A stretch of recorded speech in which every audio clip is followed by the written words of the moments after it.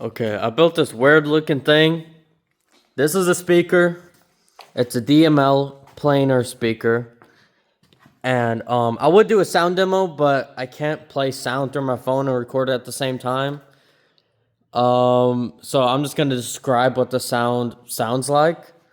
So I'm running two drivers here. This is a 40 watt. This is a 25 watt. Both of them are 4 ohms. And I just got them wired to a very simple amp. Bada bing, bada boom. It's a, what is it? It's a 50 watt amp. And it's plenty to run the thing. I got a secondary one here, so I have left and right. The way I built these legs, these are able to like fold down. And that way I can like work on them easier. So, I built these really bad because they're gonna be in my shop. So it's like, I don't really care if they look amazing or not. Wait, why is it so zoomed in? But here's what I learned. Okay, so I got rubber bands and I was gonna suspend it with rubber bands, which is what I did. I have it here actually. Do not use rubber bands. Here is why. These actually make a lot of noise. Like, it's basically a guitar string. So as your music is playing, the rubber band is vibrating, and it's making like a really rubber bandy distortion noise. Like, it's really bad. So I'm just gonna use like shoelace, and I did it with that. It did perform better. So don't use rubber bands. Just use like a string, fishing line. This is like somewhat stretchy, but the thing is with shoelace is it'll absorb sound. Like, it doesn't really create any sound, so it'll be perfect for this. Another thing is use some like super glue or something to put the drivers on. I don't have an issue with this one, I think, because it has like these extra things to hold it. This one does not. It keeps falling off all the time. But it is a older one. I peeled off like the original tape because I used it before. And I put like some double-sided really strong tape, and it still like keeps falling off. So I don't know, I might like put some super glue around it or something to help it. I got no clue, bro. I don't know, but yeah, these stands really suck. They're ugly, I know, but like the whole point of these is to put the panels up like high enough, and I could tilt them. Let me put this on wide. I could tilt these how I want. That part doesn't matter as much. It's better just keep it like vertical, straight up and down. When I rebuild these, I'm just gonna buy new panels because these are old. They have like scratches and stuff everywhere, and that does slightly affect the audio. The more smooth it is, the louder the panel will be.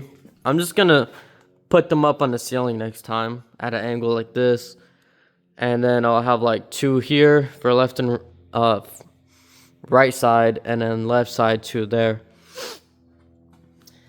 When you have 2 drivers, the amplification basically doubles. It doesn't technically double on this one because this one more powerful than this one, but if they're the same, they're like twice as loud. One is suffice. It works fine with 1, but with 2, you do have better bass response. Not like a crazy amount, but actually it is quite substantial amount. Next time I'm gonna just get like 2 40 watt for each one. So yeah, this is the exact same thing. I have these little ones as well. Let me show you the one here, it'll be easier. It's like a really thin, just like foam panel. And I got one of these. These are really good. This thing never fell off. I like this like Dayton Audio. It's the same as the 25 watt driver, but it's got this casing that helps it like stay on pretty well. And the terminals are really easy to hook up. And this is literally just suspended by like glued on this like ribbon strip that's acoustically transparent. And it sounds okay. I think it's kind of meh.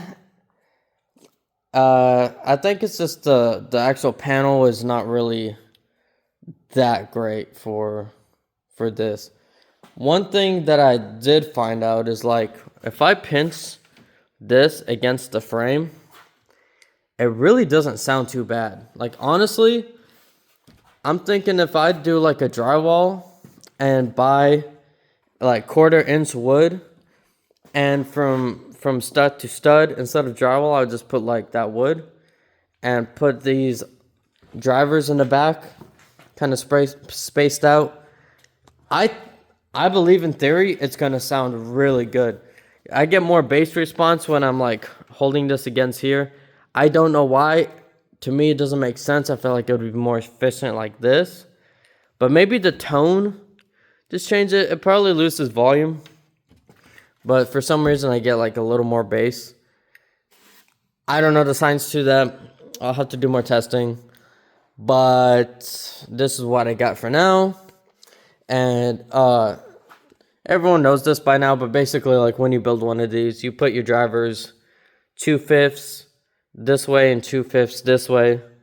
You just calculate like 48 inches. I think it's like 19 and a half, and then like 9.5 inches from here. You got it. This one you basically just put like diagonally up here. I don't know exactly where.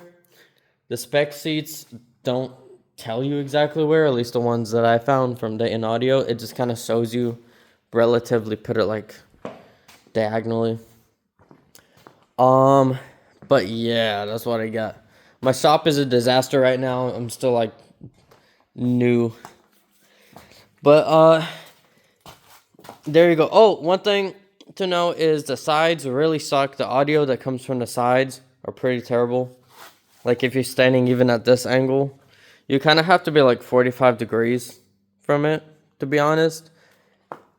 And I think maybe building a frame around it might kind of negate that, but probably not. It will probably just make different weird reflections. I have no idea. I really don't. I don't got experience on making one with a frame. I was going to, but like to build it efficiently, this is like the size, so I just put it behind and blah blah blah blah blah. You get it. Yeah. Use string, not rubber bands. That's really all this video is about. And kind of just to update my YouTube channel so I can actually post some stuff. You're welcome. Bye bye.